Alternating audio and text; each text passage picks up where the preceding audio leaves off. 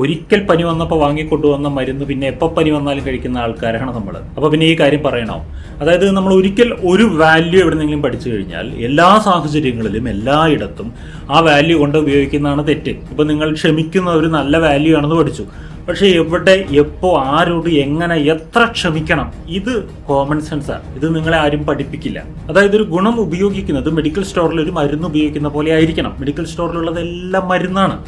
പക്ഷേ ഏത് മരുന്ന് എപ്പോൾ എത്ര അളവിൽ ഏത് അസുഖത്തിന് കഴിക്കണം എന്നുള്ളത് അറിയില്ല എന്നുണ്ടെങ്കിൽ മരുന്ന് വിഷത്തിൻ്റെ ഗുണം ചെയ്യും. ഇതുപോലെയാണ് ഗുണങ്ങൾ. നിങ്ങൾ സഹിക്കുന്ന ഗുണം, ക്ഷമിക്കുന്ന ഗുണം, കരുണ കാണിക്കുന്ന ഗുണം, സ്നേഹിക്കുന്ന ഗുണം, ഏത് ഗുണമായാലും ശരി, അത് നിങ്ങൾ ഉപയോഗിക്കേണ്ട അളവിൽ, ഉപയോഗിക്കേണ്ടിടത്ത്, ഉപയോഗിക്കേണ്ട സമയത്ത് കൃത്യമായി ഉപയോഗിച്ചില്ല എന്നുണ്ടെങ്കിൽ ആ ഗുണം നിങ്ങളെ നശിപ്പിക്കും.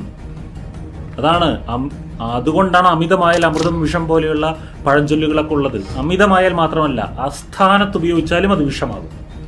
വാല്യൂസ് നല്ലത് തന്നെയാണ്, നമ്മുടെ പൂർവികർ നമ്മളെ പഠിപ്പിച്ചതൊക്കെ നല്ല കാര്യങ്ങളായിരിക്കും. പക്ഷേ അത് ഉപയോഗിക്കുവാൻ കോമൺ സെൻസ് വേണം. ബുദ്ധിയില്ലാത്തവർ സ്നേഹം ഉപയോഗിച്ചാലും കരുണ ഉപയോഗിച്ചാലും സ്വന്തം കുഴിയിൽ ചാടും.